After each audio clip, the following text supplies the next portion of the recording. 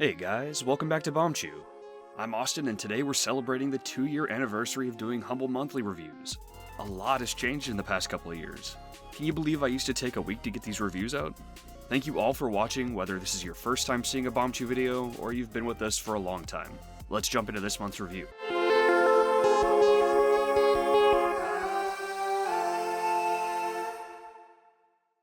This month's Humble Original is Ethereal, an abstract puzzle game.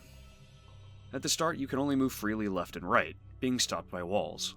To move up and down, you have to be near a floor or ceiling, which you can pass through. You use these and other mechanics introduced along the way to solve puzzles involving collecting shapes to change the layout of the world, allowing you to get to other areas. Things start off simple, but pretty quickly you'll start to get to some brain ticklers. Restricting free movement to only left and right is a great simple way to complicate things. I wouldn't say I'm in love with the game, but I have to admit I found myself saying, okay, just one more puzzle, several times when I was trying to move on to the next game.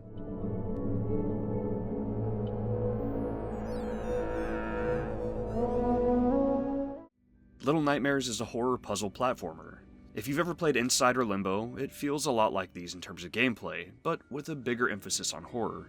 You play as a small child trying to escape the Maw, who would love nothing more than to make a meal out of you. A lot of your time will be spent solving puzzles to figure out how to get to the next room, but every now and then, you'll run into somebody like this guy. While those long arms seem perfect for giving big hugs, take my word for it and avoid them. Escapes are close, hiding is tense, and of course, solving the next puzzle makes a ton of noise, opening you up to one last chance at a hug. Visually, this game is excellent, with great creepy designs all around, and the lighting really adds to the atmosphere. You can move your camera around and find, well, some interesting things you might not have seen otherwise.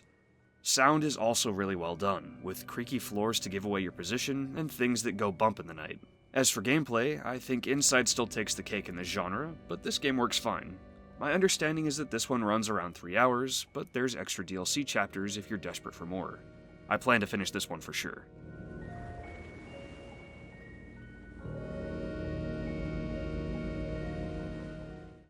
Darksiders 2, Deathinitive Edition is a hack-and-slash fantasy game where you play as Death.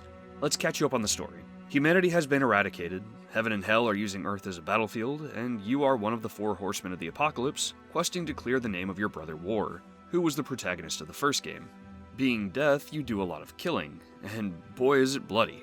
Surprisingly for how dark and gruesome it is, the visuals are bright, cartoony, and colorful. An odd combination, but I actually really love it.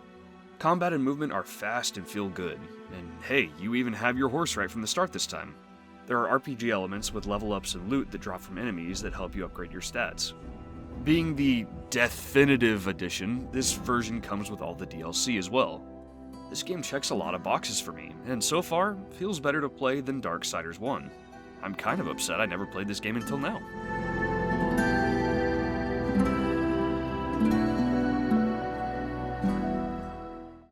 The next 3 games we'll be looking at I covered at the end of last month's review.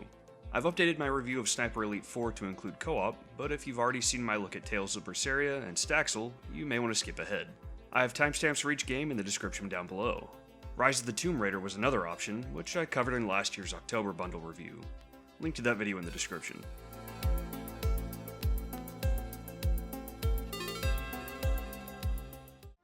Sniper Elite 4 is a World War II third-person shooter with an emphasis on stealth and sniping. Your goal is to kill the bad guys and get out alive. You're equipped with a sniper rifle, but that makes quite a lot of noise, so if anyone hears your shots and lives, they get an idea of where you are.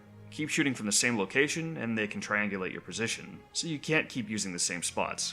You also have a knife for up-close stealth kills, and some close-range weapons if you get spotted and need to take out a small group of enemies. Whenever you get a cool kill, you get a dramatic slow-motion view of it. Very satisfying. It's polished and runs real smooth, and hey, it has co-op. Co-op feels like the way this game is meant to be played. You can mark targets for each other, and if one of you gets detected by enemy soldiers, the other can sneak around behind them for some easier stealth kills. Not to mention, hearing your buddy's reaction to a gnarly slow-motion kill is delightful. This seriously made the game a lot more fun for me, and I'm excited to play more.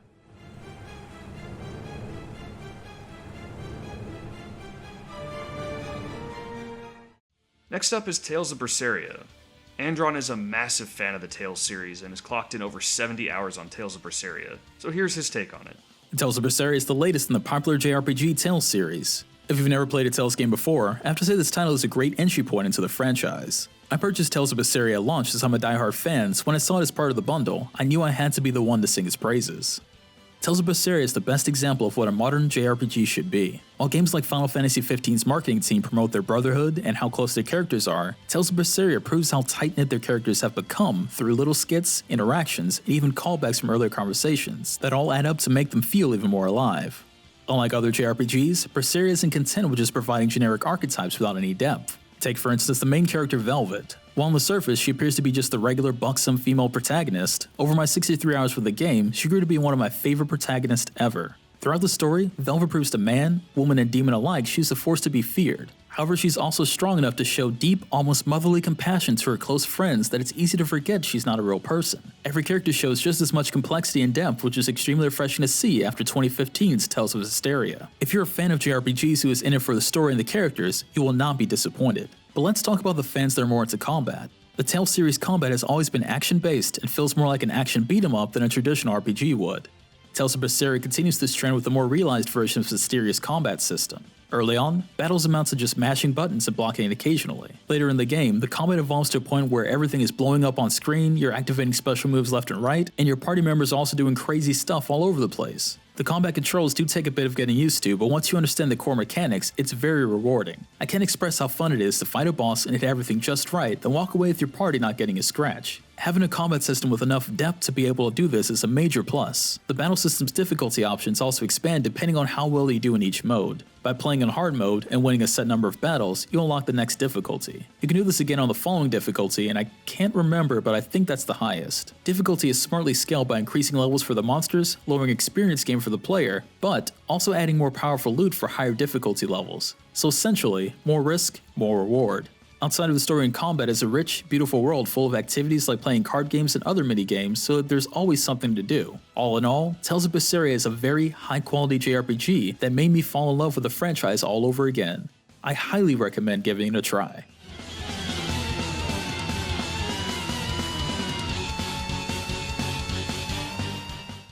Staxel is an early access farm game with Minecraft-style visuals. It plays much like Harvest Moon or Stardew Valley, but in 3D. You manage your farm, hoeing the land, planting seeds, and watering them till harvest. You have a pet that you feed. There's a town to buy things, get requests, and form relationships with your neighbors. Where it stands out is that rather than giving money and materials to an NPC and having them build up more buildings for you, you build them yourself, Minecraft style. You gather materials, craft them into what you need, and build. In a lot of spots, the game runs very smoothly, but there are some aspects that make it easy to tell that it's in early access. Controller support works great, except when you open your inventory, where you can't do anything except move to another tab. Other tabs work fine, fortunately, but your inventory is kind of important. You also oddly can't select exit game with the controller. You can only go to the option just before it. Buildings and terrain become more detailed as you get close to them, but in a not so subtle way. I also ran into a bug where I was trying to put some lumber on the saw table to make refined lumber, but it kept putting raw wood there instead, even though I had lumber selected. None of these were game killers, though I personally don't like to build in games, but my wife really enjoys it, and this game has co-op, so I'll be trying it out with her this month, and I'll update my thoughts in next month's review. I didn't play the co-op with my wife this month because Monster Hunter World came out on PC, and that's all we want to play. I'm sorry.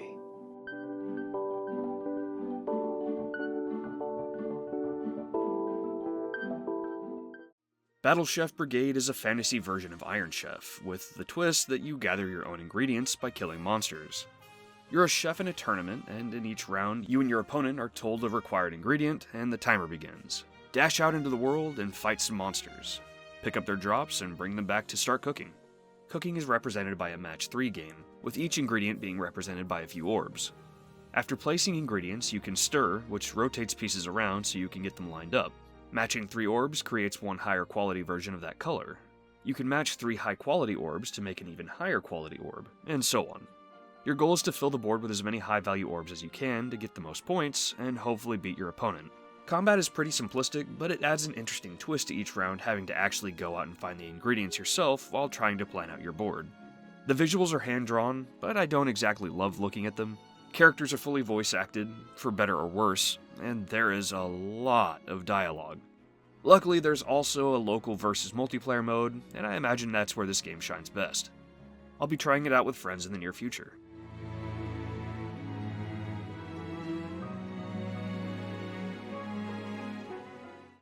Zombie Night Terror is a zombie strategy game.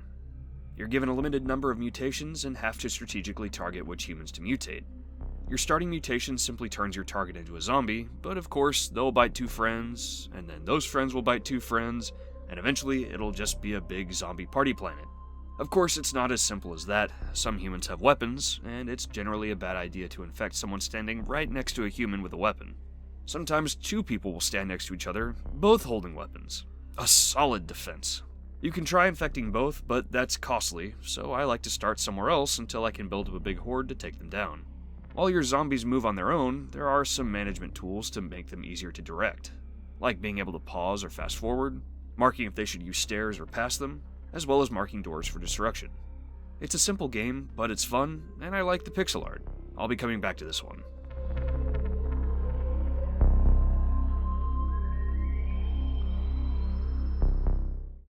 Figment is a puzzle adventure game that takes place in the mind.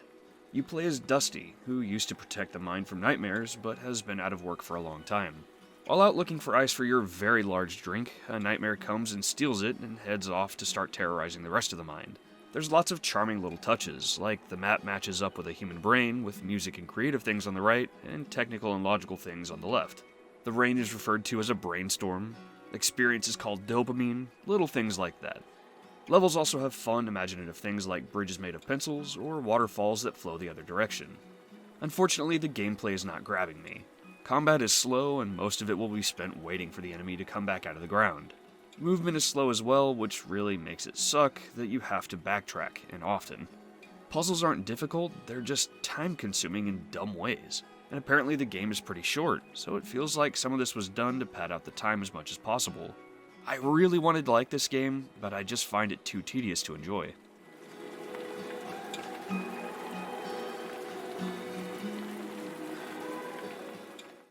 So overall, how was this bundle? Man, no genres that I'm just not into. We haven't had that happen in a while. And that was with a big variety in genres as well.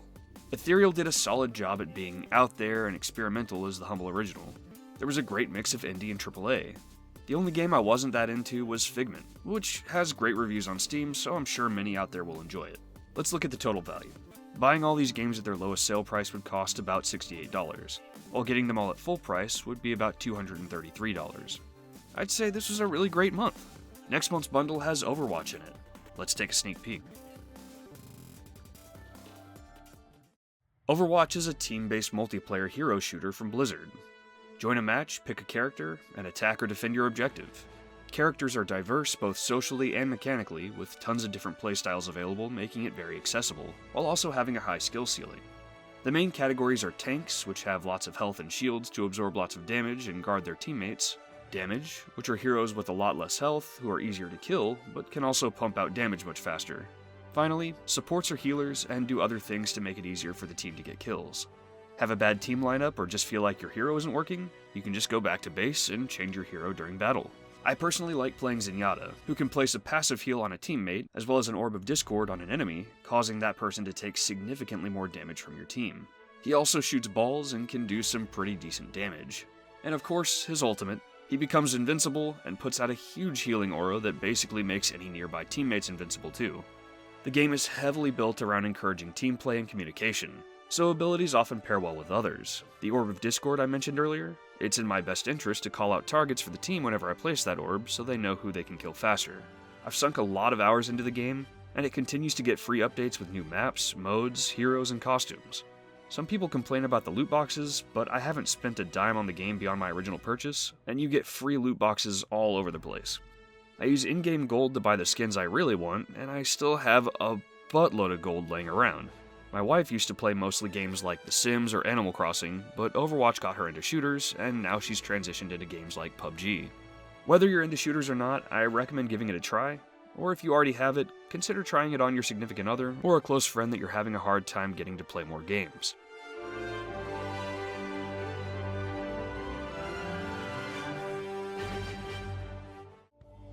Thanks a ton for watching, and we'll see you next time.